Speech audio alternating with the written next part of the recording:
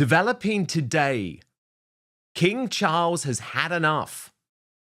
And despite the fact that he offered an olive branch to Prince Harry and Meghan Markle twice in the past 3 months, first, that face-to-face meeting that took place at Clarence House. Secondly, by the strategically positioned photograph at Camilla's annual Christmas event that just happened to show 2 different shots of Harry's wedding to Meghan, there is no reconciliation. Harry and Meghan are lying. Indeed, sources close to King Charles telling the Times newspaper that suggestions Charles and Harry are back in contact chatting on the phone at any point after that meeting, those suggestions, according to the Times newspaper and sources close to the King, are laughable. So Angela Levin, Prince Harry's biographer, our royal mastermind, joins me now. And I'm very heartened, Angela, to see the King, who, let's be honest, is finally starting to fight back after what has been a torrid and difficult 2 years dealing with everything to do with his health. But we've seen these dueling new developments. Firstly, good news on his health. Sure, I'm not in remission. This cancer is incurable, most likely, even though he won't say that in public. But treatment will be reduced in 2026, which should give him more opportunity to take control of his family and to be seen in public more and to do even more. So that's the first good news. But secondly, Angela, this briefing to the Times hitting back against what is quite frankly now distortion and disinformation coming from Montecito, coming from the Sussex camp, I think is very important, Angela, because it's the King saying, hold on a moment. Yes, we may have included this photograph because you will always remain part of the family, but your behaviour since that meeting in September has been reprehensible. I mean, think, Angela, they leaked the details of it. They then went back on their agreement with Charles not to keep on going into legal battles with his government. So actually, I felt quite heartened, Angela, by the King and Buckingham Palace finally putting their foot down this week and saying enough. It also shows that you can trust nothing coming from Prince Harry and Meghan Markle. But what do you make of it and what is really going on? One of the things I think I've got absolutely spot on is that Camilla decided to put 2 pictures of them on the desk nearby. And I think that is because last time they made a huge fuss. Harry sort of blew the top that he wasn't on the picture and neither was Meghan. So you shove a picture on a table, you then say they can't say anything, that will shut them up. I don't think it's anything to do with, yes, we'd love to have them here. On the contrary, they don't particularly want someone like Harry who you can't trust, and also someone like Meghan who would behave so badly to her father. Don't forget, they're very keen on looking after women who are beaten, and this is very much for Camilla's aim, and it also equals for men. Now, you could say that what Harry is doing to his father is Meghan is doing to her father is incredibly cruel. So she won't want anything like that. And although she doesn't control anything of what goes in her husband's behavior, he will know that she's very upset about that. And I think that will make an important thing that happens. But I think with Charles and energy and things, he's very good. I actually think that the person who keeps saying, you've now got to make everything right with the monarchy is actually a bit too superior. I think King Charles has made a wonderful time of working hard while he was so ill. And I don't think anyone has the right to tell him to get on with it and to make a better thing that's going on for us. I find it very tasteless and actually not necessary. It's to make a fuss and make a noise. Here I am, better than them, telling them what to do. I don't really like that at all. No, and it's I quite think, telling, though, isn't it, Angela, that Harry wants to present something to the world that isn't actually true. He has wanted to lie to us. And a lot of people in the mainstream media have gone with this lie, you know, especially his propaganda outfits like People magazine, that well, if actually they, after sorry. September things with Charles are good, but they're not. They're worse. Well, anybody who believes what Harry says and believes what he's done and believes that his father desperately wants him and needs him for helping him, they're all crazy. Nobody believes it. I don't believe a thing he says, because he just does it because he feels he's not getting anywhere. And so he keeps pretending that there's good things going on for him, but they're not. He's had it. He's completely had it. And also, William is the heir to the throne, not Harry. So Harry's not going to beat him. He's not going to try and make a wonderful meeting that are coming up with great ideas. It's not going to happen. It's just to put him in the front now. He didn't need to do that before, but need, like both of them, they want to be on the papers and in pictures for the television, and that's how they get going. But actually, the reality of it is completely different. Now, Angela, we've got to talk about King Charles's announcement as well in regards to his health. Tom Sykes of the Royalist Substack says that while his recovery is great news, it's time to sort out the mess the monarchy has become. He says the king's attempt to reset the narrative around his health must be backed up by decisive action to restore discipline. And I just want to take you through this article, Angela, and then I'll get your Can I just response. say, this Please. is exactly what I don't like. I mean, if he was the monarch here, how would he do things? I mean, he couldn't do it. It's very hard. They work all the time that they can. And I think it's very unpleasant and rude to tell him what he has to do. It's a bit like, Meghan telling her father what he's got to do. I think it's completely wrong. I don't know him, but I just think that that's not good behaviour. But it makes a good piece in the paper. That's it. Well, let me just read you the Substack, Andrew, and then, I mean, jump in at any point, okay, when there's anything you want to pick up on. So he has written, what mattered most about King Charles's statement was not what it said about his cancer, but what it signaled about power, control, and whether he is finally ready to reassert authority over an institution that has, over the past 2 years, drifted badly off the rails. This was a strategic announcement as well as a personal health one, an attempt to take back control of a narrative that has escaped the king almost from the moment he ascended the throne. The language was careful, optimistic without being definitive, and clearly designed to close down a chapter of speculation rather than open a new one. The message was simple. Things are improving. The king is still here, and the story needs to move on. The accompanying briefing notes were almost more revealing than the statement itself. Palace aides were explicit that the king is not in remission. They stressed instead that his recovery has reached a very positive stage and that his schedule of treatment can be reduced. No one is saying the king is cured, least of all himself. He still has cancer. He is still being treated. He is still demonstrating enormous courage. Those realities have not changed. What has changed is the palace's calculation about silence. Saying nothing any longer was no longer an option. The vacuum was too destabilizing, feeding speculation not just about Charles's health, but about who is really in charge. All of this brings us to the most important point of all. If Charles is indeed stabilizing, if he is genuinely well enough to step back up as head of the family and institution, then the time for half measures is over. The monarchy over which Charles has presided has been battered on multiple fronts. The Andrew scandal continues to corrode the crown's credibility, a slow-motion disaster that has not been decisively resolved.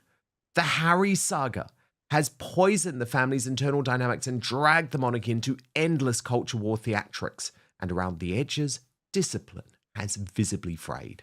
Nothing illustrated that more starkly than the sight of the Yorks attending a christening at a royal chapel within a royal palace. So tough words there for King Charles. Angela, how do you want to respond? Well, I will respond in one way to say, on the other hand, he has helped 100,000 people who might have cancer to go straight away quickly if they don't feel well. I mean, you've got to take into account that this is incredibly important. He's speaking about cancer. He goes to talk to people who have cancer.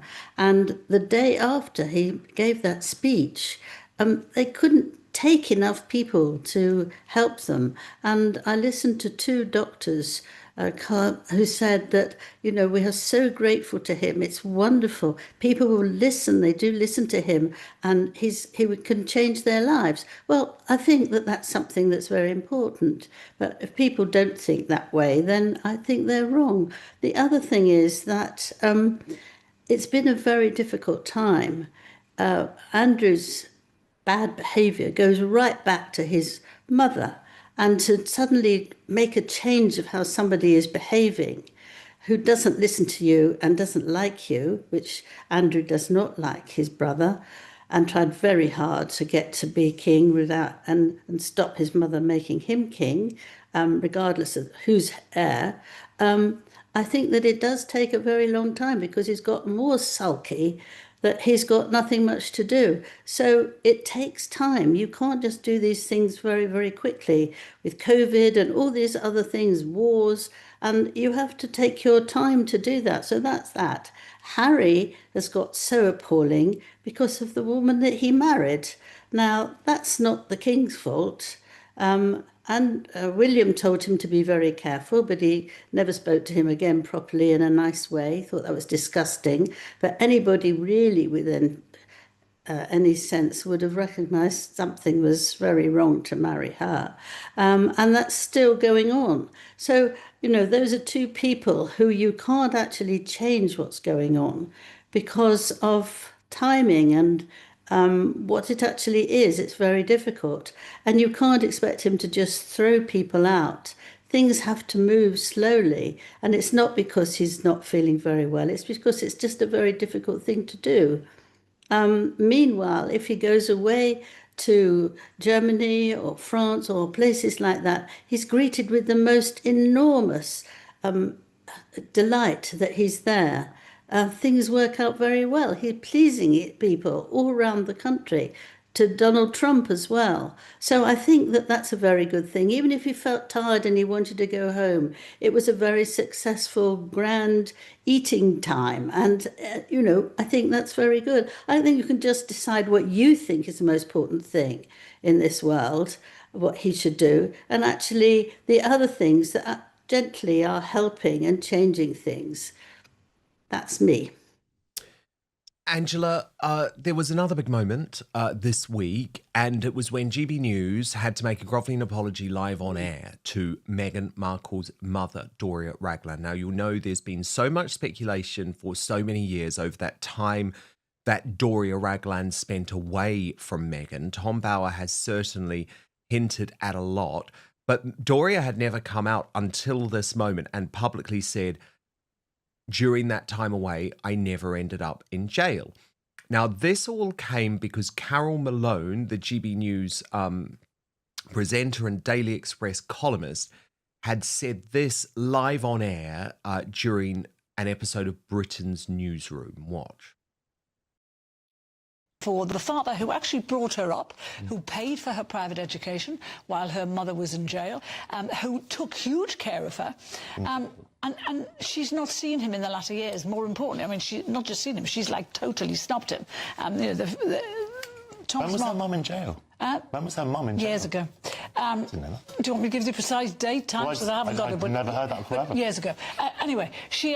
But this old gentleman now could be dying. Yeah. He needs to see his daughter. Then Angela, she was dragged back to the studio on Monday to deliver what I describe as one of those hostage videos apology. What? Yes, thank you. Okay, in an episode of Britain's Newsroom on Thursday, December 4th, 2025, I stated that Thomas Markle, the Duchess of Sussex's father, brought Meghan up while her mother, Doria Ragland, was in prison. I believe this to be the case based on what I now understand to be misinformation I had seen online. I was questioned about the validity of this claim during the broadcast, and I repeated this belief, which I now understand to be false. This was a genuine error. I accept what I have now been told on behalf of Miss Ragland, that she raised her daughter and that she has never been in prison or jail. I apologise sincerely to Miss Ragland and her family for any pain my comments may have caused, and I'm happy to set the record straight. And can I just say on behalf of GB News, because I was on the programme that day, we all wish to apologise to Miss Ragland for the error, and we are happy to correct the record. So, Angela, a bit of a mortifying moment for GB News because it, of course, smashes their credibility on royal coverage, which is something that, as you know, I built up over many years. And if that had ever happened on my show, I would have said, well, there's no proof, that she was in jail over that period, but she did go away. And there's been suggestions that perhaps she was part of some type of cult. And obviously, I've spoken to Samantha Markle about this and Thomas Markle Jr. about this. But what did you make of the whole thing? And do you think GB News was threatened by Meghan Markle and Doria Ragland behind the scenes? Because it's hard to believe that they would issue that type of on-air apology if they hadn't been threatened. Yeah. I mean, number one, you have to be very careful, like you said, and I know, to say something unless you absolutely are sure about it, of somebody's behaviour and what they've been and all that. The other thing is that I suspect, I don't know, is that they were threatened and they would have to make a huge payment. So rather than that, this is GB News itself. They thought that if they did a huge apology, then that would save them a load of money. Indeed. Angela, there was another odd moment this week when it emerged that Alison Hammond, now she is one of the big sort of TV presenters in the UK, host of This Morning, but she was also the woman behind the voice of that very odd video that Harry did the lip sync of on the Stephen Colbert Show. And it emerged in an interview that Alison Hammond had received messages from Meghan Markle, we believe on Instagram, after that Stephen Colbert episode went out. Now, I found this extraordinary on so many levels, of course, Angela, because this is at the time that Meghan Markle was apparently desperately trying to call around all of the hospitals in Cebu in the Philippines. Do you remember that briefing from her team? Desperately trying to get a message to her father. But at that time, she was actually more interested about getting in contact with a British television presenter. I mean, to me, I actually saw this as a great insight into what Meghan cares about and what her priorities really are. What did you think? Well, I think that actually she does the things that she tells other people not to do, and she does it herself. So why does she want to get into this? Perfectly very nice. She so she wants her to do things for her. She will sort of send a letter through to her or a message that she would then actually say to all the viewers.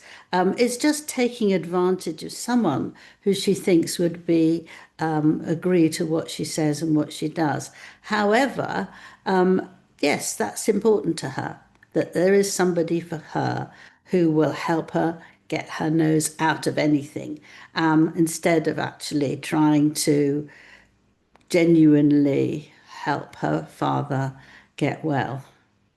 I mean, she's not flying him back. She could have done with a plane. She didn't have to go over there. She could let a plane go over there and bring him back, but she doesn't want to.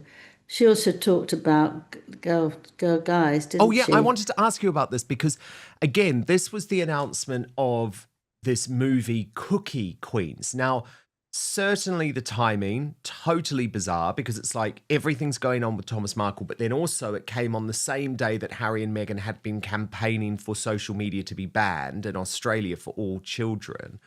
And look, that's what she posted on her Instagram story, Angela, which is very odd to me, because you see there, what is it? A whole load of young girls with their faces out on social media.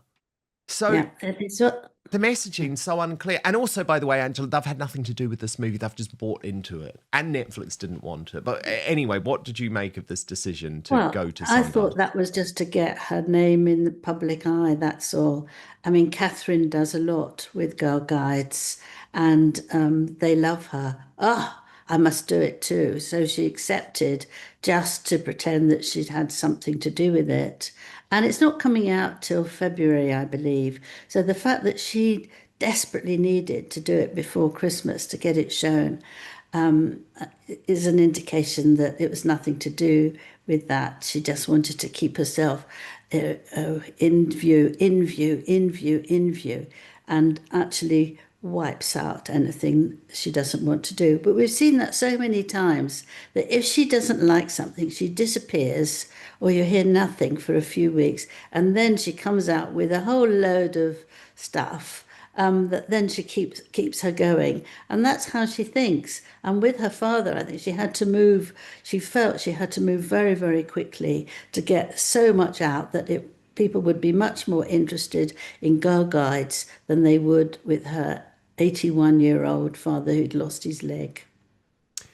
Indeed. And Angela, perhaps the most heartwarming moment of the royal week, because it actually proves that there are some young royals, not, Yes. the likes of Beatrice and Eugenie or Harry or Meghan, but there are some young royals, Angela, who are following in the footsteps of some of the down-to-earth royal greats like Queen Elizabeth II and Princess Anne. That is Lady Louise, the daughter of the Duke and Duchess of Edinburgh, on a packed train in the United Kingdom, where very often, Angela, we know it's impossible to get a seat. And rather than demanding she goes to first class or gets some type of special treatment as a royal, she sat on the floor. According to someone in the carriage, Angela, she sat on the floor for that entire journey. It actually really makes me like this woman. I already like that family, actually. I think Sophie and Edward do a great job. I think their daughter and son are lovely. And I think they're actually a really solid family. But this really made me respect Lady Louise, who, remember, was incredibly close, Angela, to the late Queen and the late Prince Philip. They would have been proud. She used to go with the Queen to church most Sundays because they lived quite near there. And she was a very helpful, kind girl. She could see when the Queen was upset. And so she would spend time with her, talking to her, and actually make the Queen feel very, very happy. And I think she's, to want to be in the army as well, because she still wants to be part of the royal family, I think is just amazing. And as with Prince Philip, she worked with him very, very well, and she did that carriage driving, which she drove with horses, and Philip was absolutely thrilled with it. And she would do it for him, and they would have a lovely time together. So she's a very special young woman who is charming to the much older people. They make her feel good, and she makes them feel good. And she's got a very nice boyfriend who's at the same university at St Andrews in Scotland. And she doesn't mind bringing him along when there's something going on. And his name is Felix de Silva Clump. So anyway, she's very happy with him, and she seems sort of normal. Because there was no chairs, she sat on the floor and got on with her work. You could actually see she was on the bottom of no chair and stuff. And you think, what a lovely girl. She's not demanding money. She's not saying that she's given this amount of money, then she might stay, like you started this conversation at the beginning, that Meghan wanted to do something if she was paid enough. She's not been thinking about that. She's just getting on in her jeans and doing her work, and very kind. Yeah, and and very Angela, kind to older people as well as people of her own age. And yes, that's really it's a lovely. good sign of a good person. And actually, she even has a broken laptop screen, Angela. So she's just like one of us. Do you know what I mean? She is just like one of us. Yes. Angela, thank you so much, our royal mastermind. Of course, we will speak to you next week, but to get first. Others argue that much of the reporting remains speculative and that nobody outside the family truly knows the state of private conversations. Whatever the truth may be, one thing is certain. The relationship between King Charles, Prince Harry, and Meghan Markle remains one of the biggest stories in the royal world. Welcome back to the channel. Today we're examining the latest claims, the reaction from royal commentators, and why the question of reconciliation continues to dominate headlines. For years, royal watchers have been asking whether the divide between the Sussexes and the royal family can ever be repaired. Since stepping back from royal duties, Harry and Meghan have given major interviews, released documentaries, published personal accounts, and shared their experiences publicly. Those decisions generated enormous attention. They also created significant controversy. Supporters argue that Harry and Meghan were simply telling their side of the story. Critics believe those public revelations made rebuilding trust much more difficult. Now, fresh commentary has once again focused attention on the possibility of reconciliation. Some royal observers claim that public statements about healing old wounds may not reflect the reality of family relationships behind palace walls. Others insist that despite years of tension, family bonds remain strong enough to allow future reconciliation. As usual, opinions are sharply divided. What's fascinating is how every new report instantly becomes a global talking point. A newspaper article, a television interview, a comment from a royal expert. Any of these can generate days of headlines and endless debate. That's because the story of Harry and Meghan continues to captivate audiences around the world. Every development attracts enormous attention. Every rumor sparks discussion. Every claim creates competing interpretations. Some people see Harry and Meghan as individuals trying to move forward while maintaining family connections. Others believe the damage caused by years of public disputes may be difficult to overcome. The reality is that very few people know what conversations are taking place privately. What the public sees is a combination of reporting, commentary, speculation, and opinion. Yet that uncertainty rarely reduces interest. If anything, it increases it. The bigger question is whether reconciliation remains possible. Some royal experts believe time could eventually heal old wounds.